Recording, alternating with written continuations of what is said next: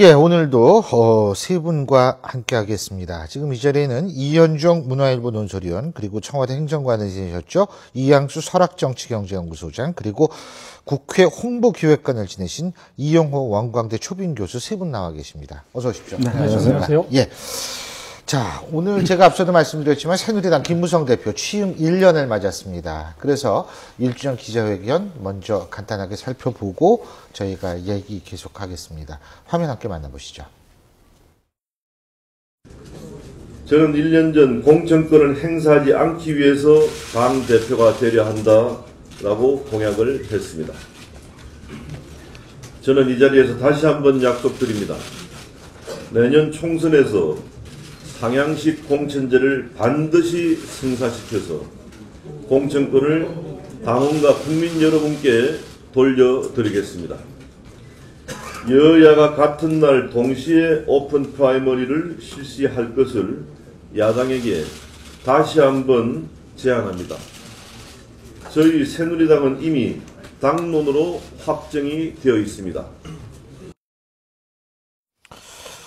예, 직접적으로 여쭤봐서 지금 김무성 대표요.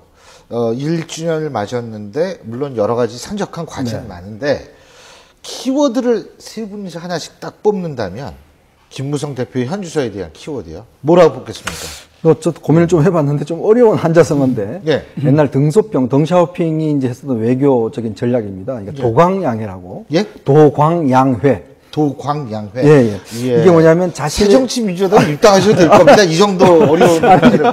저도 고심 많이 했습니다. 육참골단, 2대 도강.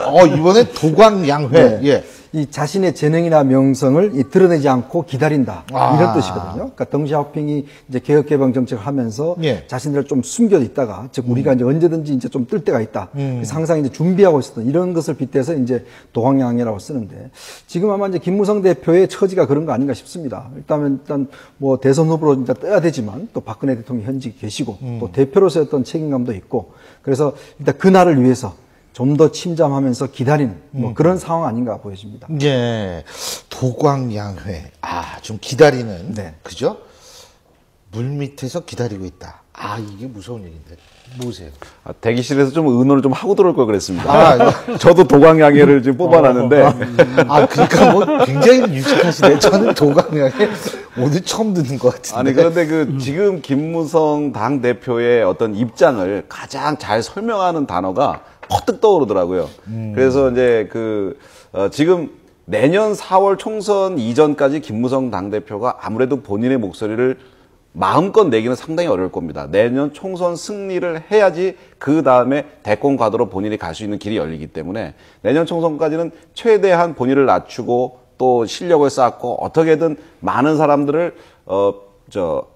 나가지 못하게 틀 안에 두면서 총선 승리를 이끌어내기 때문에 도광양회가 가장 적절한 표현 아닐까 이런 생각했습니다. 그렇군요. 우리 이 교수님. 저도 그러면 한자성어로 예, 그럼요. 과하지욕이라고 하는 말이 있습니다. 이게 과자는 가랑이 아니요, 가랑이 사람의 가랑이 그리고 아래 하자 그리고 갈지자에 이제 욕은 이제 치욕이다 이런 뜻인데요. 예전에 한신의 고사에서 중국에 한신이 이제 동네 불량배를 젊었을 때 만났는데 불량배가 한신한테 너 내 가랑이 사이로 기어갈래? 아니면 나하고 한번 붙을래?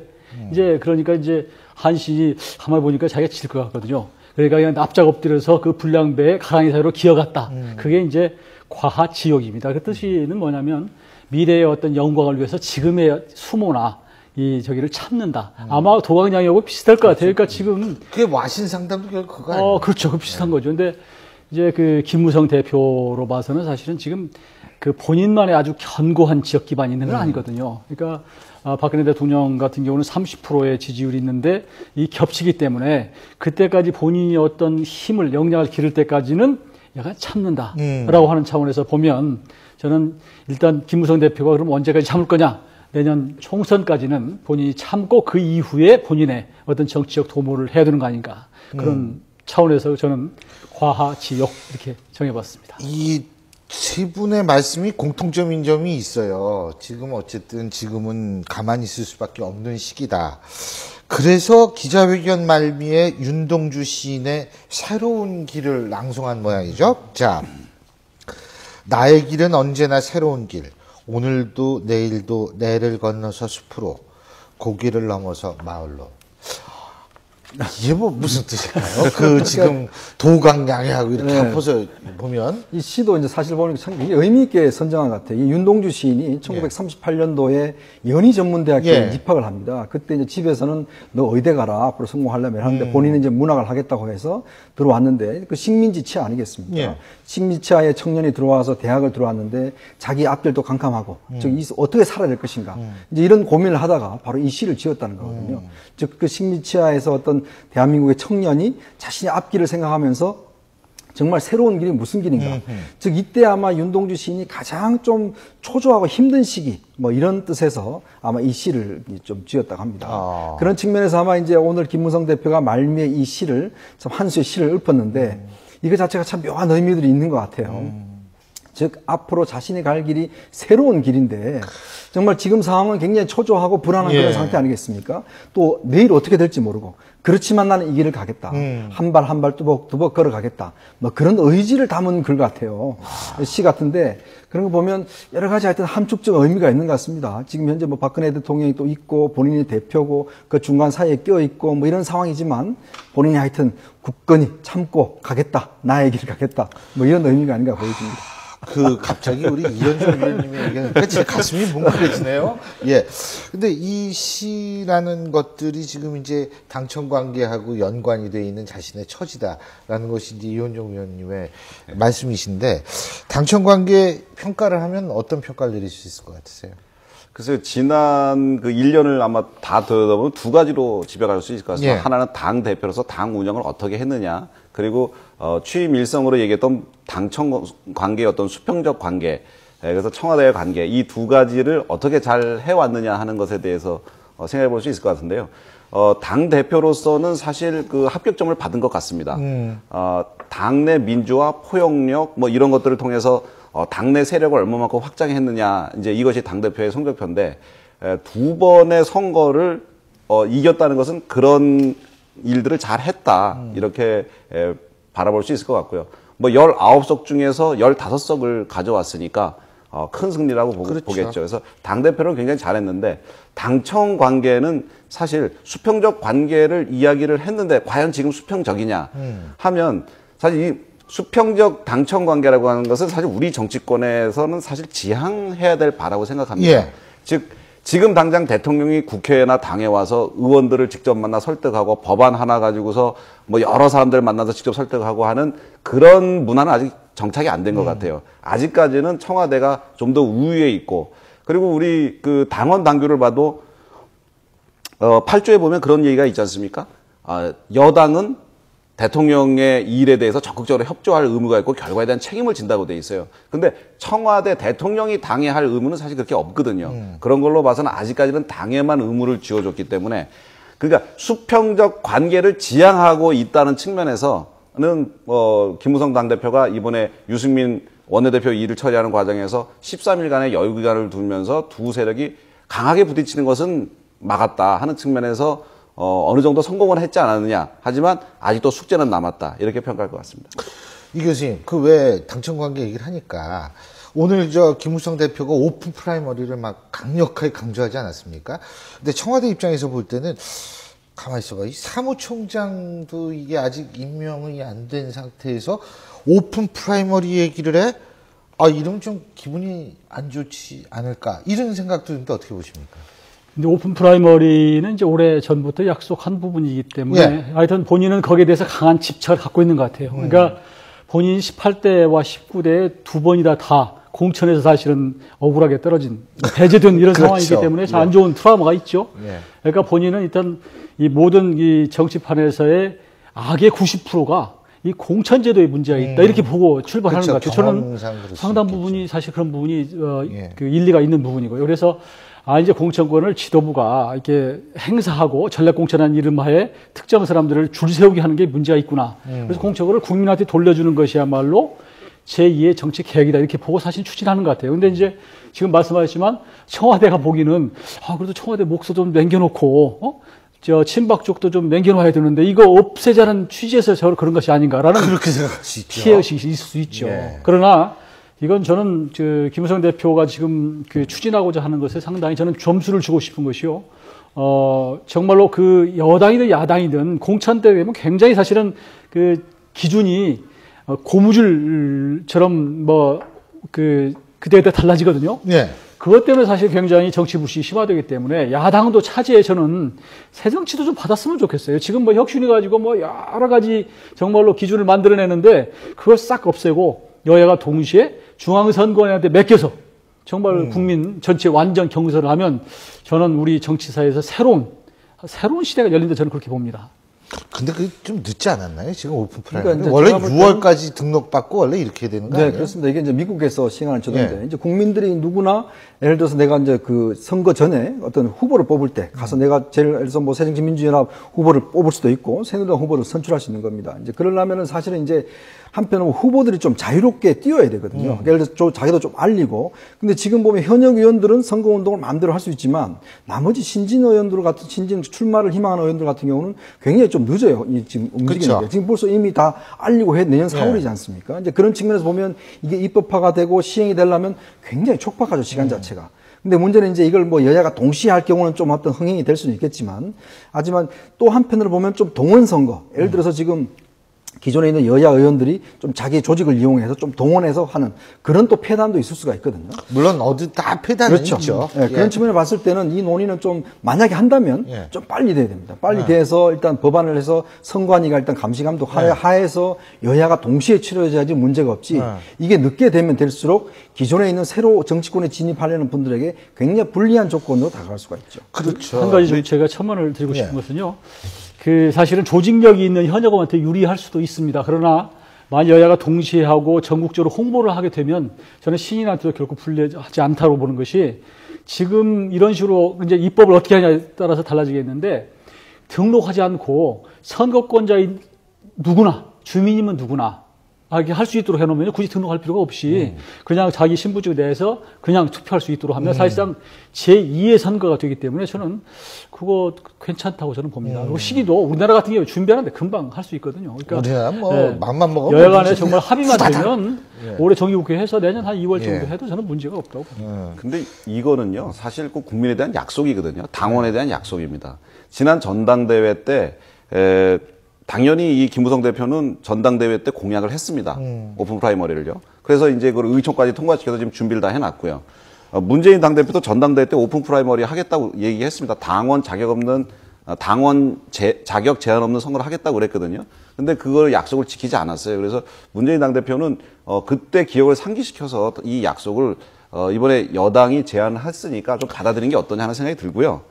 그 다음에 김무성 당대표가 이 오픈 프라이머리에 대해서요, 그냥 제도적으로 그 다음에 제스처로 하는 게 아니고 사석에서조차 막 이런 얘기를 아주 강력하게 강조할 정도로 아까 90% 정도 이제 뭐 문제가 있다 그러셨는데 지금 그 김무성 당대표가 만악의 근원이 바로 이 공천제도다라고 얘기를 하고 있고 똑똑한 사람이 이제 국회의원이 되면 국회의원들이 다 바보가 돼버린다. 왜냐하면 다음 공천 때문에.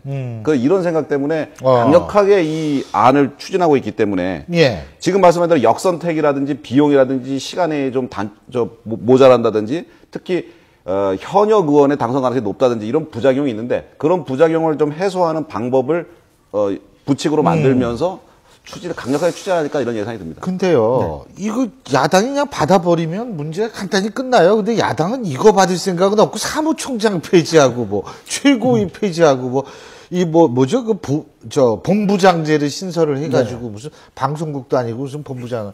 이거 왜 그래요? 야당은 지금 사실 속내는 사실 이거 오픈 프라이머 하고 싶지 않을 겁니다. 문재인 대표 입장에서는 예. 지금 문재인 대표는 지금 오히려 전략 공천을 지금 하려고 하는 그런 움직임이거든요. 오픈 프라이머보다는 좀 전략 공천을 해서 지금 보면은 혁신위가 보면 무슨 심사위원회를 둔다는 거 아니겠습니까? 예, 의원들 선출 심사위원회 둬서 거기서 판단해서 하겠다는 건데 지금 방향하고 좀 거꾸로 가는 거죠. 지금 보면 이제 그런 측면에서 오늘 일단 공식적으로는 뭐 논의할 수 있다 이렇게 이야기를 했지만 친노들이 이게 쉽게 받아들일 것 같지가 않습니다. 왜냐하면 친노들이 친노들이 기존에 기득권을 가지고 있기 때문에 예. 친노 입장에서는 뭔가 하여튼 전략 공천을 좀 움직여서 하려는 움직임이 있고 또 이제 비노 입장에서 봐서도 이 친노들이 워낙 또 선거에는 또 귀재예요. 이런 거 선거하면 또 사람들 동원해서 막 하는 거는 귀재이기 때문에 거기에 대한 트라우마들이 또 비노들은 또 있거든요. 그래서 아마 이거는 야당 내에서는 상당히 좀 관철되기 힘든 안이 아닌가 그렇게 보였습니다. 근데 이 사무총장 최고위 폐지한다라는 거 이게 결국은 너무 지나치게 한쪽에 힘이 쏠리는 거 아니에요? 오늘 사실 유승희 최고위원도 굉장히 아주 대놓고 비판을 한 것으로 알려지고 있는데 이러다가 이거 쪼개지는 거 아니에요? 지금 뭐 그 박지원 의원 같은 분은 뭐 이렇게 그 새로운 창당 신당은 상수다. 그런 혁신위가 잘하면 신당이 작은 규모가 생길 것이고 잘못하면 큰 규모가 생길 것이다. 저도 근데 거기에 동의합니다. 지금 그 혁신위가요 아무리 지고지선한 안을 내놔도 지금 친노와 비노 간에는 감정의 골도 그렇고 서로 신뢰가 완전히 깨져 있어요. 또 한 가지는 호남에서의 새정치연합을 보는 민심이 중앙에서 보는 거하고 전혀 차이가 굉장히 큽니다. 그렇기 때문에 이 건물로 비교를 하면 이 건물 하나 집을 지면 말이에요. 지금 거기에 분양하고 들어오겠다는 사람들이 줄 서 있어요. 그러니까 신당이라고 하는 건물을 지면 사전 분양으로 다 끝날 정도. 입도 선매할 정도로. 완판될 정도로 분위기가 그런데 새정치 집이 앉아지겠습니까? 저는 그렇게 보고요. 그런 차원에서 보면 저는 지금 뭐 일부에서는 무슨 이제 뭐 못 나갈 거다 이런 얘기도 하고 그러는데 9월 혁신 안 정도는 그냥 명분이고 어떤 안이 나와도 명분을 잡고 저는 상당수가 이탈할 그렇죠. 가능성이 뭐 있다고 10월, 11월에 되면 뭐 완전히 사실은 이게 지금 정치 하한길에서 지금 잠깐 조용한 거지. 한 가지만 제가 말씀드리고 싶은 것은 지금 혁신위가 가고 있는 게 번지수를 잘못 찾았다 이런 생각이 드는 게 지금 지난번 4.19 재보선 참패 때문에 시작된 거 아니겠어요? 그러면 그 당시에 지은 게 두 가지거든. 야권 분열. 근데 야권 분열이 왜 생겼느냐? 결국은 호남의 민심이 이반한 거거든요. 근데 호남의 민심이 이반한 이유를 찾아서 처방을 해야 되는데 지금 혁신위는 혁신을 위한 혁신을 하고 있다고요. 그러니까 지금 새정치연합의 국회의원들이 혁신위한테 안방 내주고 지금 밖에서 빙빙 돌고 있어요. 그리고 문재인 대표는 외곽에서 정말 대선 행보 혼자 하고 있는 상태여서 보기에 정말 어떻게 보면 안 됐다라는 정도로 좀 걱정이 돼요. 근데 거기는 좀 독특한 게 최고위원 회의할 때 최고위원은 미리 어디서 한다는 얘기도 잘 안 해주나 봐요. 이거 어디를 모여? 그러면 얘 가는 줄 아니 저 강원도에서 하기로 한 거 무산됐잖아요. 속초에서. 네. 근데 당 지도부가 이렇게 지리멸렬해서 예를 들어서 지금 대표가 어디 뭐 회의하자고 그러는데 모르다가 가지도 않고 또 뭐 모이라 그러면 또 주제와 전혀 다른 이야기를 뭐 하여서 또 뭐 회의가 깽판 나고라든지 이런 걸 보면 정말 제1야당의 지도부가 이렇게 지리멸렬해서는 문재인 대표의 리더십이 과연 살겠는가. 지금 보면 볼수록 사실은 지지도가 많이 떨어지지 않습니까? 이제 그런 상황에서 보면 정말 이거는 지금 뭔가 특단의 대책이 없으면 이 지도를 확보하기가 힘든 상황 같습니다. 알겠습니다. 자, 오늘 또 한 가지 간단히 우리가 짚고 넘어가야 될 부분이 바로 박근혜 대통령의 광복절 특사 문제입니다. 먼저 박근혜 대통령의 광복절 특사에 관련한 발언 직접 한번 들어보시죠. 광복 70주년의 의미를 살리고 국가 발전과 국민 대통합을 이루기 위해서 사면을 실시할 필요가 있다고 생각합니다. 관련 수석께서는 광복 70주년 사면에 대해서 필요한 범위와 대상을 검토해 주기를 바랍니다. 이 소장님. 근데 이게 시기적으로 좀 묘한 게 송환종 특사 관련 문제가 막 시끄럽다가 이게 이제 조금 잠잠에는 들어지고 그게 얼마 안 됐거든요. 그런데 이렇게 특사 얘기를 갑자기 꺼내게 된 이유가 뭘까요? 시기적으로 그렇게 좀. 그러게요. 저기 박근혜 대통령 그 워딩에서 특사 얘기가 나올 거라고 예상했던 사람들은 하나도 없었거든요. 왜냐하면 이제 성완종 회장 사건을 계기로 해서 사면제도 개선안을 마련하라고 지시해 놓은 상태인데 그런데 지금 이번에 이야기한 걸로 봐서는 제가 보기에는 창조경제 활성화와 경제 활성화 여기에 지금 초점이 맞춰져 있지 않나 생각이 듭니다. 지금 경제 성장 전망치가 연초에 내놨던 것보다는 지금 각 기관들에서 계속해서 더 낮추고 있거든요. 그래서 우리나라 잠재 성장률도 좀 낮아지고 있고 경제 전망치도 낮아지고 있고 경제가 굉장히 어렵다는 것을 지금 이야기하고 있는데 사회 각층에서 사실은 경제가 가장 큰 문제다. 경제 활성화가 정권의 가장 중요한 임무다라고 이야기하고 있기 때문에 만약에 경제인들이 만약에 대거 사면 받아서 나와서 그분들이 일자리 창출이라든지 창경제 활성화라든지 이런 데 노력한다 그러면은 예. 아무래도 그 국가 경제에 도움이 되지 않겠느냐. 이것이 첫 번째고, 둘째는 이번에 당청 관계의 불협화음을 이제 나타나면서 청와대가 사실은 국민들한테 점수를 좀 많이 잃은 건 사실입니다. 그래서 민심을 좀 수습하고 지금 임기 반이 지금 넘어서고 있지 않습니까? 이런 상황에서 민생사범이라든가 이런 것들을 좀 많이 사면시켜줌으로써 민심을 좀 다독이려는 차원 아닌가, 이 두 가지 이유에 기인한다고 생각합니다. 어떻게 보세요? 저도 좀 그 시기적으로 좀 의아했어요. 네. 지난번에 그 성완종 전 회장 리스트 관련해서 노건평 그렇죠.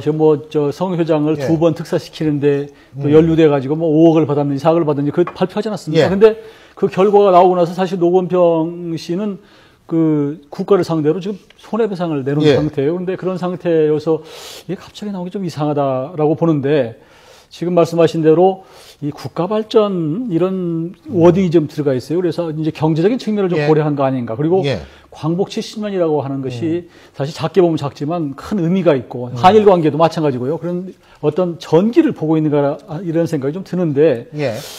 그러나 이제 그 지금까지 쭉 특사를 보는 그 대통령께서 말씀하신 그 백락에서 보면 예. 이 특사를 조금 그 앞뒤가 좀 안 맞는 측면이 좀 있는 것 같아요. 어느 정도 제도를 좀 만들어 놓고 예. 했어야 되는 데는 좀 아쉬움이 있고, 예, 예. 조금 외국 사례, 그러니까 예전에 보면 뭐 이제 총리실에 지금 지시를 해놓은 예. 상태거든요. 근데 아직 안 나왔는데 좀 이상하다 싶어서 알겠습니다. 조금은 좀 이해가 좀 덜 되는 측면이 있습니다. 간단하게 어떻게 보십니까? 이게 사실 뭐 말씀하신 것도 예. 더불어서 이 3일 하게 되면 한 달 동안 명단 작성을 합니다. 그러면요, 여야에 사실 이거 지금 원하는 사람 되게 많거든요. 많죠. 또 기업도 마찬가지고. 그러니까 그때 동안은 사실 대통령이 한테 이렇게 좀 비난하거나 뭐 심하게 할 수가 없어요, 사실은. 원하는 사람들이 많기 예. 때문에 한편으로 보면 좀 전국 안정에도 좀 도움이 될 수 있는 그런 예. 카드도 아닌가 하는 그런 분석도 해봅니다. 알겠습니다. 자, 저희가 정치 얘기는 잠깐 여기까지 하고요.